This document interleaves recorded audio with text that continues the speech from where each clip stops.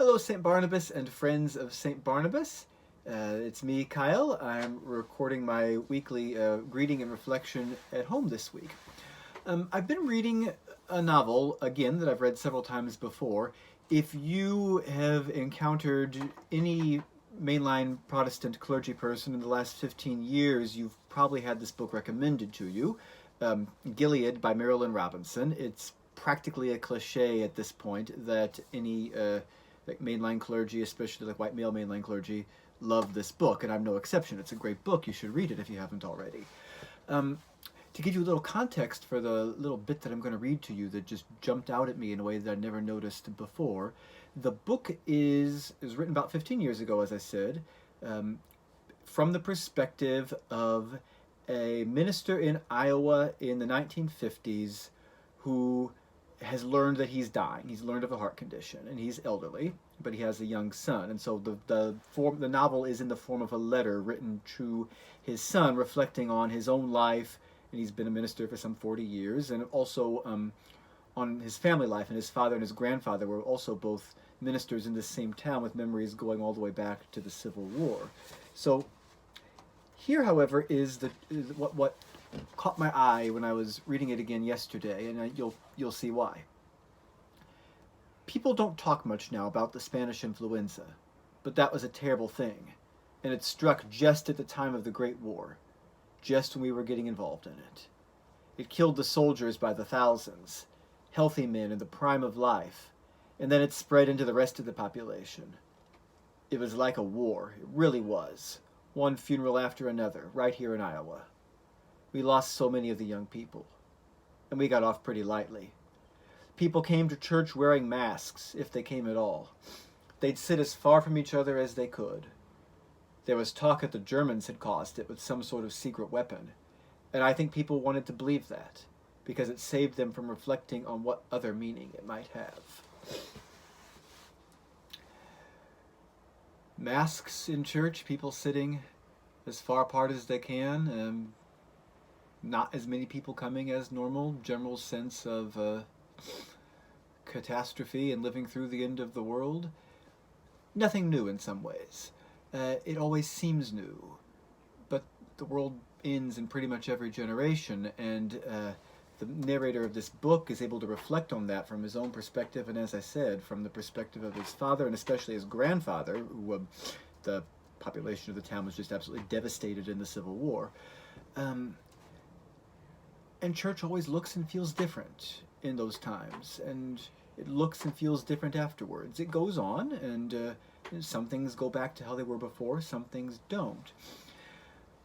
So scholars of religion like to sometimes talk about Christianities instead of Christianity, because they say, it always is meant so many different things and in so many different places and to different people that from the outside you can't even really necessarily detect a single thread running through it all, and that's fine. It's not their job to detect that. We on the inside perhaps know something that they don't.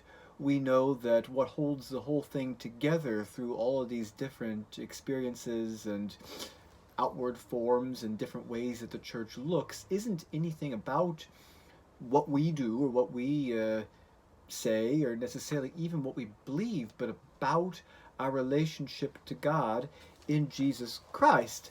What makes the church at all times, even when the world is ending as it has the habit of doing, is that the church is built on the rock of Jesus Christ. Jesus says to Peter in Matthew 16, after Peter makes his confession, "You are the Christ, the Son of the living God," he says, where on the page is it? "Thou art Peter, and upon this rock I will build my church, and the gates of hell shall not prevail against it." I happen to have a King James Bible ready to hand.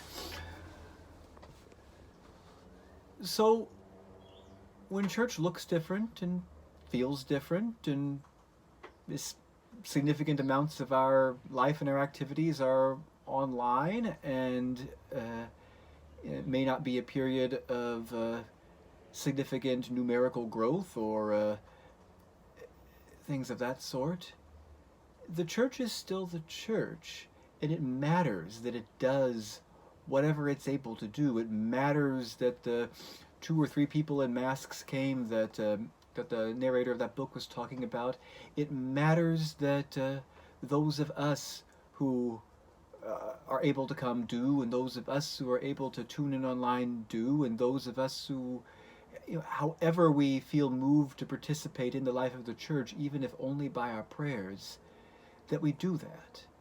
Because God uses that, and God blesses that. God has blessed our ancestors in the faith who lived through and died in the Spanish influenza in 1918, who lived and died in the Black Death in the Middle Ages, in the World Wars, the 30 Years' War, all the other wars. The church meant something different to people, but it was still founded on Christ and still joined people to Christ. And God is going to use whatever way you are able to participate in this life, and we are able to participate in each other's lives, and God is going to bless that. That is the promise of God in Jesus Christ. And thank you for being part of it with me. I'll see some of you on Sunday, and be checking in on the rest of you through the media that we have that have become habitual to us. Thank you, and God bless.